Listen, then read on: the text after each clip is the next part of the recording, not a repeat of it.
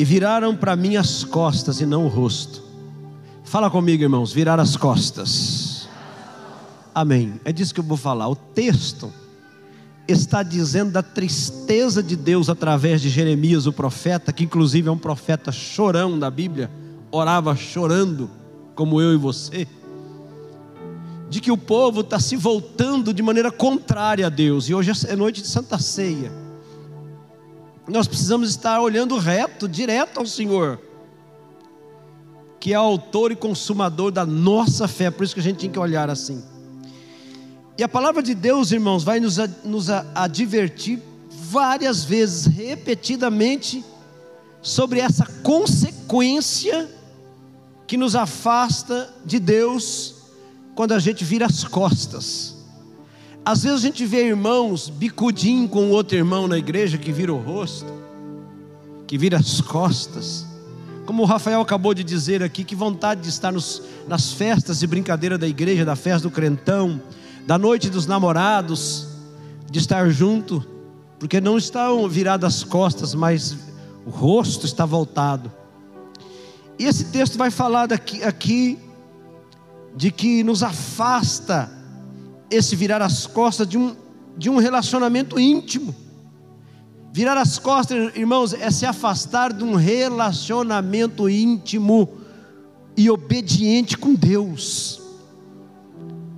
Aqueles que são casados mais antigo aí, casados com mais tempo de casados, virar as costas, o casal virar as costas um para o outro na cama, irmão, não dá bom, não dá certo. Satanás dorme no meio e abraça os dois ainda, né? Então, gente, virar as costas é ruim. E as consequências de virar as costas para Deus está aqui nesse texto de Jeremias, no contexto do texto, todo o capítulo. O pastor às vezes cita um versículo só e prega nele. Às vezes alguém até fala assim: nossa, pastor, como é que você consegue pregar tanto com um versículo só? 1 hora de pregação. O Espírito Santo faz isso, né? Mas Deus está sentindo, e Ele está reclamando, irmão, desse afastar, porque Deus não quer se afastar de nós, Deus quer se aproximar da gente. Amém, amados? E é a gente que vai se afastando. Mas tem uma consequência, irmãos, quando nós viramos as costas para Deus. É como se nós estivéssemos rejeitando seus ensinamentos. A gente vai rejeitando o ensino de Deus, vai rejeitando o direcionamento que Deus dá para a nossa vida. Sabia que Deus tem um direcionamento para a nossa vida? Deus quer que nós façamos a vontade dEle. Eu já falei isso várias vezes aqui na igreja, irmãos. Quando você nasce, você tem um direcionamento na sua vida, e aí você não sabe quem você é, porque você não tem identidade. Você acha que você é dono de você mesmo, e aí você quer levar a sua vida do jeito que você acha, e principalmente diante de um contexto de vida que você vai viver, piora a situação. Você não se encontra, você não se acha. Quem é você, quem eu sou, por que eu vim no mundo, e assim vai. Deus quer nos colocar no sentido da vida, para fazer a vontade dEle, o que Ele é, o que Ele pensa. Nós temos que fazer a vontade de Deus. E quando a gente encontra isso, irmão, sabe qual é o bom disso? É que a gente se encontra também. A gente se encontra. Uau, agora está fazendo sentido porque que eu vivo nessa vida. Está fazendo sentido, é assim, tá bom? Então, isso significa distanciamento espiritual, irmão. Se afastar, virar as costas para Deus, é distanciamento espiritual. Escutou o que eu falei? Distanciamento espiritual e infidelidade. Lembra que eu falei dos casais? E infidelidade. O profeta Isaías, aqui no capítulo 59, verso 1 e 2, ele diz assim, ó: eis que a mão do Senhor não está encolhida para que não possa salvar, nem o seu ouvido agravado para que não possa ouvir, mas as vossas iniquidades fazem divisão entre vós e o vosso Deus, e os vossos pecados encobrem o rosto de vós, para que vos não ouça. Aqui está vendo afastamento, irmãos. Quando nós nos afastamos de Deus, nós perdemos paz, a gente perde comunhão, a gente perde direcionamento, irmãos. A gente perde alegria. E essa alegria ela vem de um relacionamento com Deus. Eu duvido um crente que tem um relacionamento com Deus, ele não ter paz e não ter alegria. É por isso que o crente, irmãos, ele é diferente, ele tem um sorriso diferente, um olhar diferente, se postar diferente, porque ele sabe quem ele é, ele está posicionado na vida, na história. Não tem peso nos ombros, não olha para baixo, tem um domínio de si mesmo, porque ele tem um relacionamento íntimo com Deus, tem uma vida espiritual, um relacionamento com Deus. E quando nos afastamos de Deus, irmãos, também nós nos tornamos vulneráveis às tentações e os ataques espirituais. Todo crente que se afasta de Deus fica vulnerável. Satanás sabe que ele está frio, e aí Satanás vai investir na vida dessa pessoa que está afastada, que está distante. Irmãos, uma pessoa distante da outra, ela deixa de ouvir a pessoa. Um casal que está distante do seu cônjuge, ele começa a distorcer as falas. O que foi que você disse? E distante de Deus a mesma coisa, a pessoa vai se distanciando. E daí já não dá mais ouvidos, já não consegue ter um relacionamento próximo, irmãos, um relacionamento íntimo. Irmãos, é uma coisa linda a palavra de Deus. Por que eu estou pregando isso aqui? Eu estou pregando para mim. O quanto nós estamos perto de Deus, irmãos. Fala para mim, o quanto nós estamos perto de Deus. E aí cada um vai responder para si. Cada um vai responder. E eu só penso o seguinte, que quando alguém está perto de Deus, ele quer orar mais. Ele quer mais estar em comunhão. Ele quer mais estar com os irmãos. Ele quer mais entender a palavra de Deus.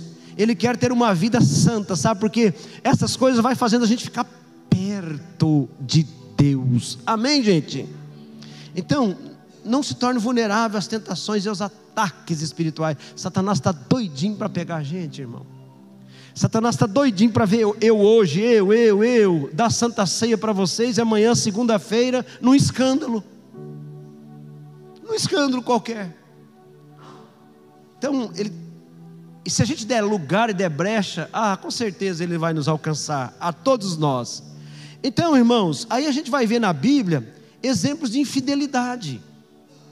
Na Bíblia mesmo. A Bíblia é linda porque ela faz isso. Ela não esconde os pecados dos seus servos, dos servos de Deus, mas ela dá uma bússola, ela é como uma bússola de direcionamento para a gente. Quer ver os exemplos aqui? O próprio povo de Israel.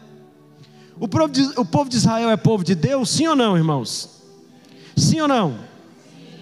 Aliás, quando eu falo aqui de Israel, deixa eu dar um parênteses, um aspas aqui, para dizer o seguinte para vocês. Quando a gente fala do povo de Israel que pecou e errou contra Deus, não significa que a igreja é contra Israel, que Israel é povo de Deus. Fala amém aí, por favor, amém, irmãos? Porque às vezes, com esse tipo de pregação que se fala mal de Israel, a gente cria o antissemitismo. E aí o Hamas pode ir lá em Israel, detonar todo mundo, e o Hamas é que é bom. Ninguém gosta de Israel, porque até no púlpito fala mal de Israel. E aí isso vira antissemitismo, irmãos. Ei, pastor, não fala tudo não. Então tem muita gente que está tentando tirar o Deus que é o Deus de Israel e colocando em outro endereço. Mas o Deus é o Deus de Israel. Vocês estão entendendo o que eu estou falando, sim ou não? Tem que ler Bíblia, né? Então Deus é o Deus de Israel. Ainda que o seu povo erra, peca, Deus o ama. Ainda que eu também e você que não somos judeus erramos e pecamos, Deus ama você. Fala para o irmão aí, irmã. Fala para ele, Deus ama você, irmão. Porque a pregação, agora olha para mim, não é uma pregação de apontamento, é uma pregação de direcionamento. Amém, amados? Que Deus, a gente não pode virar as costas para Ele. Então, irmãos, o povo de Israel, repetidamente o povo virou as costas para Deus. E sabe como é que ele faz isso? Ele vai adorar outros deuses. Ele vai adorar imagem de esculturas. Ele vai adorar ídolos.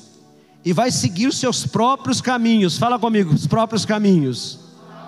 Entendeu, irmão? O próprio caminho. Cuidado com os próprios caminhos.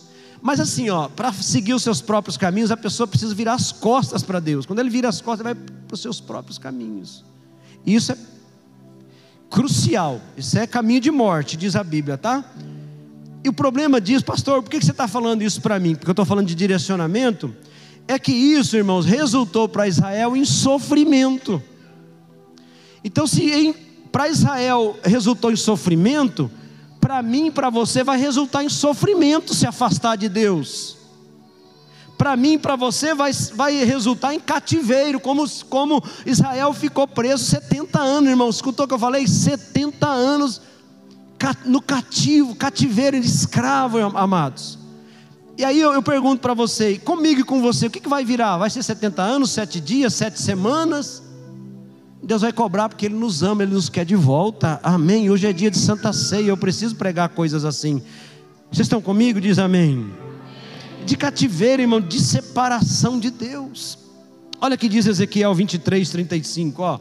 Ezequiel 23, 35, fazendo contexto com Jeremias 32 e 33 que eu li.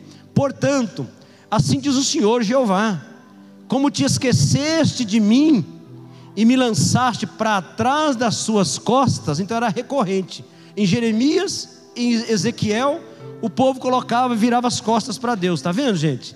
Também carregarás com a tua malignidade as tuas devassidões. Não sei se o texto aqui vai falar, se é que colocaram, mas de outra Bíblia vai dizer assim: as suas prostituições. Irmãos, que interessante. Deus está falando com Samaria e com Jerusalém. Eles estão falando aqui que as prostituições dele é trocar de Deus. Deus é Deus, Deus é o marido. Mas vocês vão se prostituir com outros deuses. E é tão verdade que eu estou dizendo que eu vou ter que ler o contexto de Ezequiel 23, 35. Diz assim lá depois, no 36, agora o verso 36. E disse-me o Senhor: filho do homem, julgarias a Oolá e a Oolibá? Oolá é Samaria e Oolibá é Jerusalém, tá? Ele está dizendo aqui que Oolá é uma prostituta e que Oolibá é uma prostituta, é Samaria e Jerusalém. Você está vendo como é que a gente tem que entender a Bíblia, irmãos?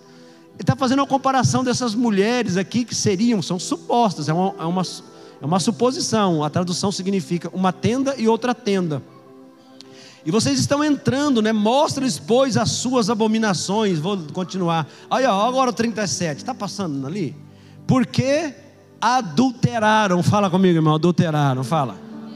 Irmãos, porque adulterar é mudar, irmão. Ele está mudando o costume. Meu Deus do céu, ontem eu fui numa igreja, pastor Daniel, de um amigo que está fazendo aniversário, um pastor aqui na cidade. E tinha um senhorzinho de 75 anos pregando, um pastor.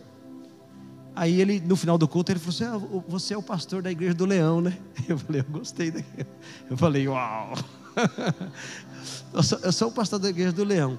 Aí ele foi contar a história dele, irmão, de conversão. Quando eu tiver 75 anos, acho que eu não vou falar tanto assim não, meu Deus do céu. Mas ele conversava, hein? Quase que eu não saí lá. Aí foi contar a história dele, mas assim, sabe o que ele disse para mim? Ele falou: pastor, quando eu era jovem, minha vida sem Deus era só prostituição, era só adultério, era só não sei o que, não sei. Foi contando assim o tempo ruim da vida dele, né? Eu peguei 3 doenças venéreas. Fiquei escutando aquela conversa daquele irmão, né? E ele falou assim para mim: sabe o que o médico disse para mim? Que doença venérea, quando você é curado, fica um DNA. Você pode ser curado lá 70 anos depois. Você faz o exame, o médico vai saber que você teve doença venérea. Agora eu parei aqui e respirei agora. É bonito isso, irmão? É bonito isso, vamos dizer, para nós homens? Não é uma vergonha? Para a honra e glória do Senhor, eu nem sei o que é doença venérea. Talvez você teve as suas experiências da vida, não estou te julgando, do passado. Eu estou falando de igreja, de gente de Deus. Não é uma vergonha? E ele disse assim: pastor, Deus é tão lindo, que eu fiz um exame, quando eu fui casar, eu já era crente, e o médico falou assim: você tem certeza que você teve doença venérea? Nem isso consta no seu exame. Olha, irmão, como Deus transforma as pessoas. Não é maravilhoso também essas coisas, irmão? Eu zelo por isso na Bíblia. Então está falando aqui, ó, porque adulteraram o sangue. Esse sangue se acha nas suas mãos, com os seus ídolos adulteraram, está vendo? Até os seus filhos que de mim geraram, fizeram passar pelo fogo. Sabe o que eles fizeram? Olha o pecado dessa gente. Eles pegaram os filhos deles e sacrificaram para os ídolos. Por isso que a gente vai ver na Bíblia Abraão sacrificando Isaac, irmão. E Deus fala assim: não sacrifica não. Tem um cordeiro que vai morrer no lugar do filho Isaac. Amém? Deus não recebe sacrifícios humanos, irmãos. Para Deus não receber sacrifício humano por causa do nosso pecado, o Cordeiro de Deus que tira o pecado do mundo morreu na cruz do Calvário. Quem dá 2 salvas de palmas pelo menos aí, para glorificar o nome de Jesus. Entendeu? É bem diferente as coisas, amados. Então, veja isso, infidelidade. Eu tenho o texto de Jeremias vai falar mais ou menos parecido, e Ezequiel vai falar mais para baixo aqui dos pecados de Israel. Então esses versículos aqui de Ezequiel, irmãos, vai ilustrar a infidelidade. E Deus está dizendo assim: não vira as costas, não olha para mim, não vira as costas. Deus não quer infidelidade. Ilustra a infidelidade, o esquecimento de Deus, que vai levar a consequências, irmão. A gente é muito burrinho, hein?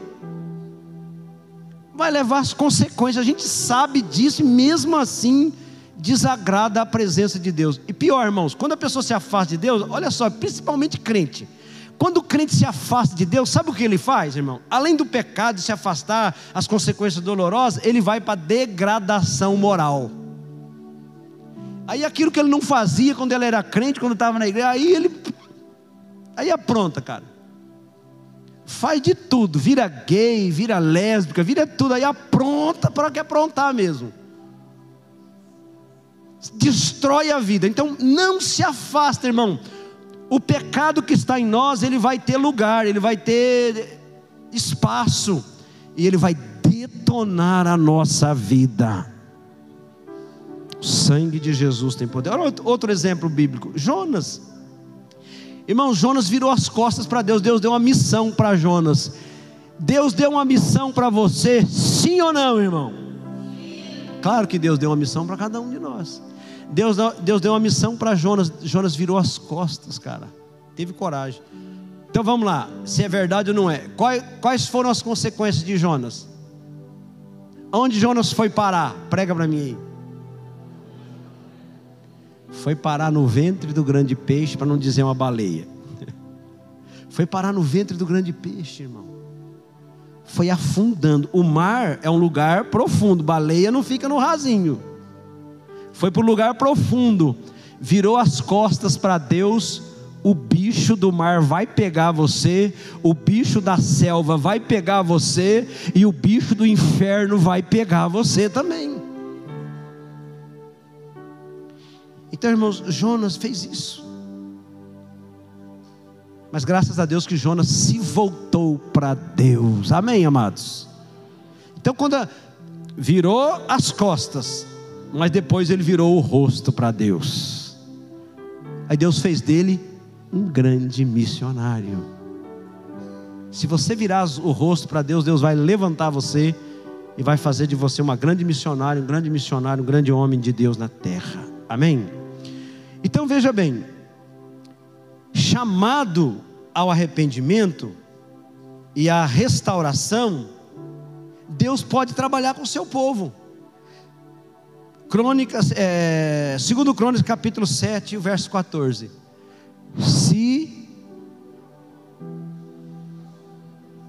Vai, fala forte.